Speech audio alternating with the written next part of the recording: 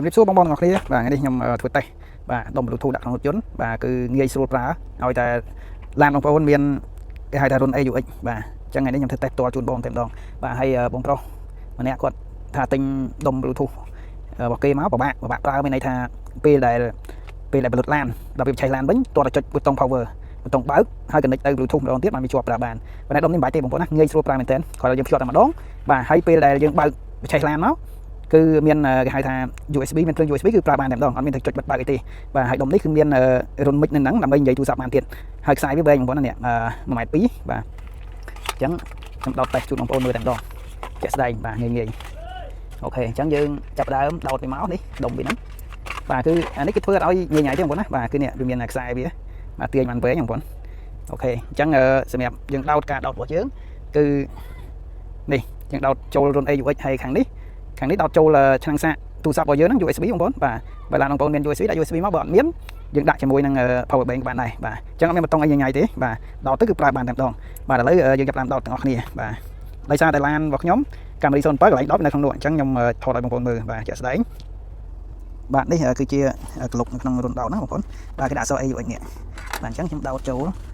ណាបាទខាងកាមេរ៉ា AUX ហ្នឹងមកឃើញរុនមួយបងប្អូនដោតចូលមកអញ្ចឹងឡានបងប្អូនខ្លះគឺនៅកន្លែងផ្សេងបាទអញ្ចឹងសំខាន់ឲ្យតែមានរុន AUX ហ្នឹងពាក្យខ្លះគេដាក់ line in បាទ line in និយាយឡានខ្លះគេដាក់នៅកន្លែងអង្គុយនៅក្រោយនេះបាទអញ្ចឹងអ្វីដែលសំខាន់បងរើតែពាក្យហ្នឹងមកបាទហើយបន្ទាប់មកគឺយើងដោតដុំមកវាចូលកន្លែងសាកថ្មបាទសាកថ្មបាទអូខេសាកថ្មមកដោតទៅគឺវាចាប់ដើមដំណើរការចេញភ្លើងហើយបាទអញ្ចឹងយើងអាចបិទវាបានបាទបិទនឹងបានសិនទៅហើយបន្ទាប់មកចូលនៅក្នុងមួយនិយាយឡានបងប្អូនចូលនៅ function នេះបាទ function នេះគេដាក់ AUX បាទចុចអញ្ចឹងមកនៅលើតាប់ឡូបាទគឺមាន AUX ហ្នឹងហើយបាទអញ្ចឹងរួចរាល់សម្រាប់ផ្នែកនៅដោតនៅឡានអញ្ចឹងយើងទៅដល់ផ្នែកទូរស័ព្ទម្ដងបាទទូរស័ព្ទបងប្អូននេះចុចចូលឡើង Bluetooth នេះបាទចុចជាប់មកបងប្អូនប្រហែលជាអាចដឹងខ្លះហើយចុចឲ្យជាប់មកហើយចាំបន្តិចនេះកន្លែង search ខាងក្រោមនេះបងប្អូនបាទ search ខាងក្រោមហ្នឹងគឺវាចេញឈ្មោះបាទ model វាមកបាទអញ្ចឹងខ្សែប្រភេទហ្នឹងបាទ model ឈ្មោះហ្នឹងហើយមួយនេះ model វាឈ្មោះផ្សេងបងប្អូនណាបាទអញ្ចឹងសំខាន់បងប្អូនមើលកន្លែងក្រោមហ្នឹងទៅបាទនេះចុចលើហ្នឹងមកដើម្បីវា connect នេះគឺវាចេញចំណុចនេះអញ្ចឹងបងប្អូនចុច pair នេះមកបាទចុចទៅគឺនិយាយឡានយើងគឺដាក់ពាក្យថា connect តិចតែម្ដងអូខេអញ្ចឹងប៉ុណ្ណឹងរួចរាល់ហើយសម្រាប់បងប្អូនចង់ពេលដែលបើកមានន័យថាឆេះឡានមកឲ្យ connect អូតូបងប្អូនចូលមើលកន្លែងគៀននេះ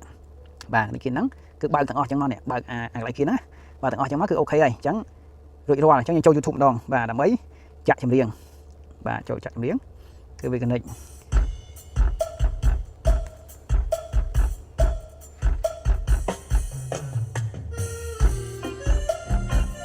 បាទគឺលឺច្បាស់តែម្ដងបងប្អូនណា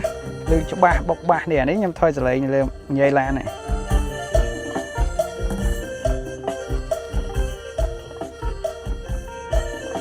អូខេអញ្ចឹង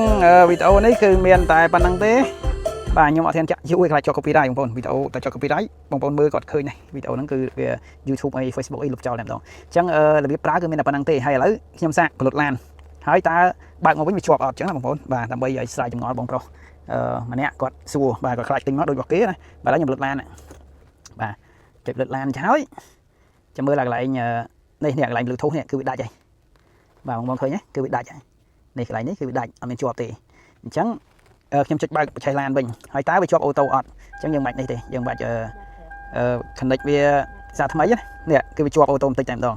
បាទជាប់អូតូបន្តិចអញ្ចឹងខ្ញុំចាក់ចម្រៀងមកចាក់មកលឺតែម្ដងអញ្ចឹងមិនបាច់ខ្វល់ខ្វាយអីច្រើនទៀតទេបាទអរគុណបងប្អូនវីដេអូនេះគឺមានតែប៉ុណ្្នឹងទេបងប្អូនអាចទំនាក់ទំនងតាម TikTok Telegram ឬមួយក៏ page ឈ្មោះដូចគ្នាទេគឺ Smart Order បងប្អូនអាចកម្មង់បានបាទហើយមានចម្ងល់អីបន្ថែមសួរមកបងប្អូននឹងធ្វើតេស្តជូនបាទអរគុណជំរាបលាកុំភ្លេចជួយ share ម្នាក់មួយផងឲ្យបងផ្សេងទៀតគាត់បានឃើញដែរបាទអរគុណច្រើន